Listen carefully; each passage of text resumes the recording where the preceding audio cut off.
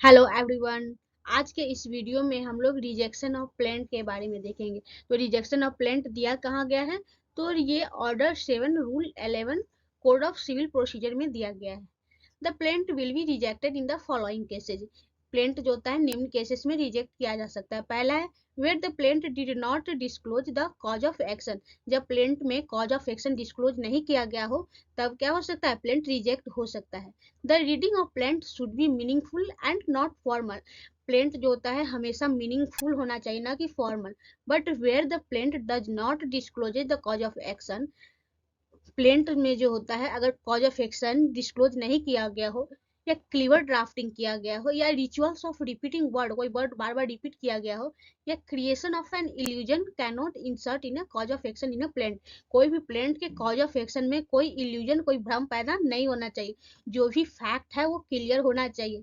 अगर fact clear नहीं होता है तो इस बेसिस पे प्लेंट रिजेक्ट किया जा सकता है। दूसरा है where the relief claim is under valued. Relief जो क्लेम किया गया प्लेंटिफ के द्वारा वो अंडर वैल्यूड हो। Where the relief claimed by the plaintiff is under valued, plaintiff के द्वारा किया गया क्लेम अगर अंडर वैल्यूड हो and the valuation is not corrected, और वैल्यूएशन जो हो सही नहीं किया गया हो within the time fixed और एक्सटेंड बाय द कोर्ट, या तो फिक्स्ड टाइम में या फिर कोर्ट के द्वारा बढ़ाए गए टाइम में भी अगर नहीं सही किया गया हो तो उस बेसिस पे प्लेंट रिजेक्ट हो सकता है।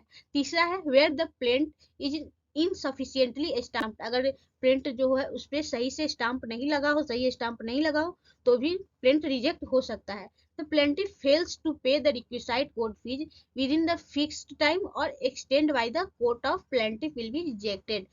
यही कह रहा है कि अगर प्लेंटिफ जो हो कोर्ट फी नहीं देता है, या तो उसके फिक्स टाइम में, या फिर जब कोर्ट टाइम बढ़ाती है उस टाइम में भी अगर पे नहीं करता है, तब कोर्ट जो होता है प्लेंट को रिजेक्ट करे। ये हम लोग इसमें एक चीज देखेंगे कि एक तो उसका जो फिक्स टाइम होगा वो, अगर वो फिक्स टाइम में नहीं देती है तो इसके बाद कोर्ट जो है तो कुछ टाइम डेट एक्सटेंड कर देती है, और उस एक्सटेंडेड टाइम में भी अगर नहीं करती है तो प्लेंट रिजेक्ट कर दिया जाता है। चौथा है where the suit is barred by law.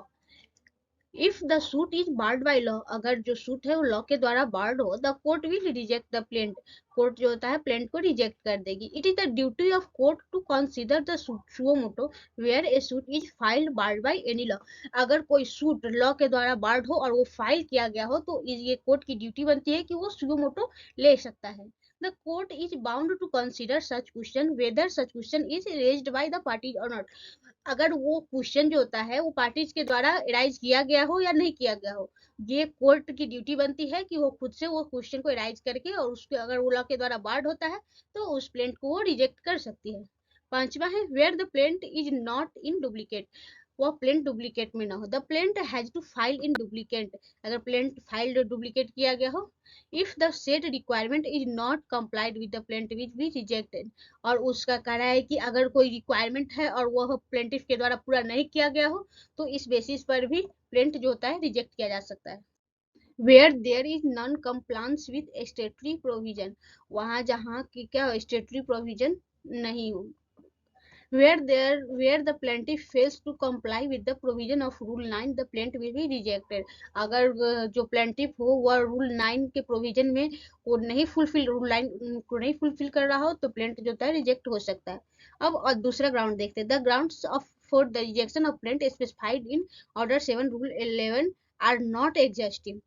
Order 7 rule 11 में जो प्लेंट में जो रीड वो सिर्फ उतना काफी नहीं है। If the plaint is signed by a person not authorised bye the plaintiff, अगर कोई प्लेंट जो हो उस व्यक्ति को द्वारा साइन किया गया हो जो प्लेंटिफ उसे ऑथराइज ही नहीं किया हो, प्लेंटिफ किसी व्यक्ति को ऑथराइज करेगा वही प्लेंट पर साइन कर सकता है, बिना ऑथराइज आदमी प्लेंट पे साइन नहीं कर सकता है। And the defect is not cured with in the time granted by the court, और प्लेंट में कुछ गड़बड़ी हो और कोर्ट के द्वारा जो टाइम दिया गया है उस टाइम में वो अगर उस गलती को सही नहीं करता है तो प्लेंट कैन बी रिजेक्टेड। इस बेसिस पर भी प्लेंट जो होता है रिजेक्ट हो सकता है। Procedure on rejection of plaint rule 12 में दिया गया है। Where he is rejected by the court, where यहाँ प्लेंट जो कोर्ट के द्वारा रिजेक्ट किया गया हो, द जज will pass an order to that effect and will record the reason of such rejection. Court जो होगा वो उसके रिजेक्शन के रीजन को रिकॉर्ड करके रखेगा और क्या होगा, और ऑर्डर पास करेगा। Effect of rejection of plaint. अब रिजेक्शन ऑफ प्लेंट के क्या क्या इफेक्ट होते हैं, कहाँ दिया गया है, रूल 13 में दिया गया है। Plaint is rejected on any of the above ground, ऊपर दिए गए किसी भी ग्राउंड पर प्लेंट जो होता है रिजेक्ट हो सकता है। The plaintiff is not thereby precluded from presenting a fresh plaint in respect of the same cause of action. Same cause of action पर प्लेंट जो होता है प्लेंटिफ, वो दूसरा प्लेंट फाइल नहीं कर सकता है। अब अपील के बारे में देखते हैं, क्या हम लोग रिजेक्टेड प्लेंट के अगेंस्ट अपील में जा सकते हैं? तो हाँ, प्लेंट अगर रिजेक्ट हो जाता है तो हम लोग अपील में जा सकते हैं, क्योंकि an order rejected a plaint is deemed decree. Plaint जो होता है, जो रिजेक्ट किया जाता है, उसे डिक्री माना जाता है। अब हम लोग ये देखते हैं कि डॉक्यूमेंट्स रिलाइड ऑन प्लेंट, ये कहाँ दिया गया है, तो रूल 14 to 17 में दिया गया है। Rule 14 to 70 deals with the production of document bye the plaintiff. Plaintiff के द्वारा जो डॉक्यूमेंट प्रोड्यूस किया जाता है कोर्ट में, उस कहाँ दिया गया है, तो रूल 14 to 17 में दिया गया है। हम लोगों ने प्लेंट का सारा भी कंटेंट देखा। आप जरूर कमेंट करके जरूर बताएं कि आपको मेरा वीडियो कैसा लगा, और आप मेरे इस वीडियो को सारे कंटेंट को कॉपी करना चाहते हैं तो कैसे करेंगे, ये मैंने पिछले वीडियो में बता रखा है। अगर आपने मेरा पिछला वीडियो अभी तक नहीं देखा है तो जरूर जाके देखें, और इस वीडियो के सारे कंटेंट को कॉपी करके सेव करके रख लें, ताकि आपको रिवीजन करने में काम आए। Thank you.